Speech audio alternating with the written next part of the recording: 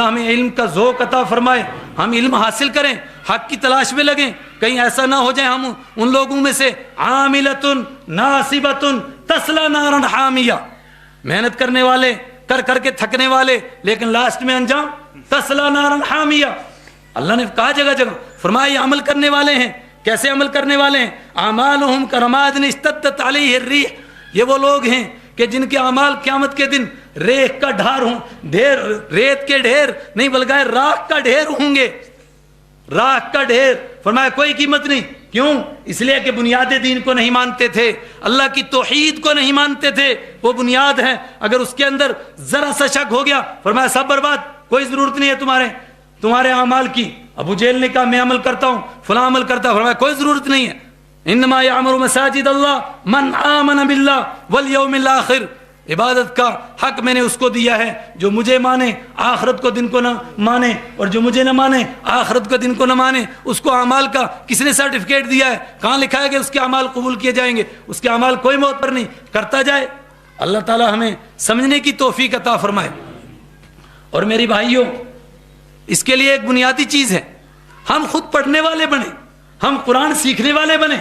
قرآن اعلان کر رہا ہے، قرآن کہتا ہے میں آسان ہوں، مجھے کوئی پڑھ کر دیکھے، مجھے کوئی سمجھ کر دیکھے، مجھے کوئی حفظ کر کے دیکھے، مجھے کوئی سمجھ کر دیکھے، مجھ پر کوئی عمل کر کے دیکھے۔ مگر شیطان نے ہمارے دلوں میں کیا گھسا رکھا ہے؟ ہائے بہت مشکل، بہت مشکل۔ کیمسٹری ہم کو یاد ہو جاتی ہے، فزکس ہم کو حفظ یاد ہو جاتی ہے، بیولوجی ہم کو حفظ یاد ہو جاتی ہے، مگر قرآن بہت مشکل، ایک سورت ہم سے نہیں یاد ہوتی ہے۔ سب کچھ ہم سمجھتے ہیں مگر ہم کہتے ہیں کہ قرآن سمجھنا بہت مشکل، کیسے سمجھیں گے؟ یہ سب شیطانی سوچیں، وہ بند کرنا چاہتا ہے وہ سوراخ جہاں سے علم آ سکتا ہے۔ اللہ تعالیٰ ہمارے لیے علم کے دروازے کھولے، اللہ تعالیٰ ہم کو ہدایت عطا فرمائے۔ اور میں بات ختم کرنا چاہتا تھا، لیکن میں اپنے غیر مسلم بھائیوں کو ایک بات جموں میں کہتا ہوں، یہاں اپنے ایمانی بھائیوں کو بات یاد کراتا ہوں اور اس پر بات ختم کرتا ہوں۔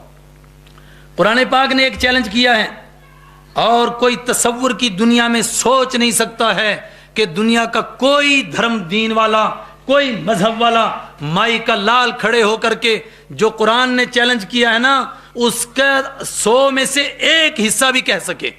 قرآن نے کہا، اللہ کے حبیب صلی اللہ علیہ وسلم کی زبان سے اعلان کروایا گیا، فرمایا ہم ریجیکٹ قسم کے لوگ نہیں ہیں، ہم ڈٹ جائیں ایک بات پر، نہیں ہم کوئی مانو، ہم کوئی مانو، ہم کوئی مانو، ہماری پارٹی صحیح ہے۔ فرمایا نہ، ہم کہاں کہتے ہیں کہ ہماری پارٹی صحیح ہے؟ قرآن کہتا ہے یہودیوں کو، عیسائیوں کو، مشرکین کو، جوز کو، صابیوں کو سامنے رکھ کر کے کہتا ہے، کیا کہتا ہے؟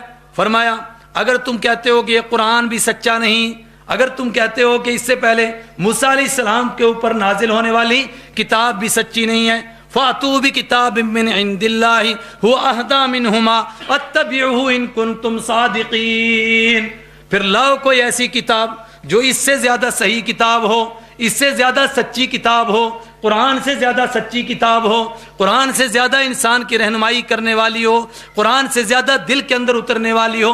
اتبعہ، میں محمد الرسول اللہ، اللہ کے حبیب صلی اللہ علیہ وسلم کی طرف اشارہ کر کے کہا جا رہا ہے، آپ کہیے کہ پھر میں بھی اتبعہ، اسی کتاب کے پیچھے چلوں گا، مگر کوئی پیش تو کرو۔ فَإِن لَّمْ يَسْتَجِيبُوا لَكَ، اگر وہ آپ کو جواب نہ دے سکیں، اور سنو قیامت تک کبھی جواب نہیں دے سکتے ہیں، فَعَلَمْ، تو آپ یقین کر لیجئے کہ وہ صرف جہالت کے اوپر ڈٹے ہوئے ہیں، پھر جھوٹ کے اوپر ڈٹے ہوئے ہیں، اس کے سوا اور ان کے پاس کچھ نہیں ہے۔ ایک بات۔ دوسری بات، اللہ کے حبیب صلی اللہ علیہ وسلم سے کہا گیا، فرمایا ان سے کہیے گا، ہم نہیں کہتے ہیں کہ ہم نہیں کہتے ہیں کہ اگر تمہارے دل میں نہ آئے، تم نہ سمجھو اور تمہیں قرآن سچا نہ معلوم ہو اور پھر بھی تم زبردستی مان لو، ہم یہ بات نہیں کہتے ہیں۔ ہم کیا کہتے ہیں؟ قوموا للہ مثنی وفرادا ثم تتفکروا، ہم کہتے ہیں ایک مرتبہ کبھی بیٹھو تو صحیح، ایک مرتبہ غور تو کرو، ایک مرتبہ پڑھ کر تو دیکھو، خالی ذہن ہو جو جوز اپنی یہودیت کو چھوڑ دے، عیسائی اپنی عیسائیت کو چھوڑ دے، مکہ کا مشرک اپنے شرک کو چھوڑ دے، آبا و اجداد کے دین کو چھوڑ دے اور اٹھ کھڑا ہو جائے اور ایک مرتبہ اکیلے بیٹھے اپنے رب سے مانگے، اے خدا جو سیدھا راستہ ہے وہ مجھے دکھا، ثم تتفکروا، پھر تم غور و فکر کرو اور اللہ سے مانگو سیدھا راستہ کون سا ہے۔ فرمایا جو راستہ اللہ سے تم مانگو گے، ناممکن ہے کہ سوائے دین کے، اللہ کے دین کے، سوائے اسلام کے تمہیں کوئی دوسرا راستہ مل سکتا ہی نہیں ہے۔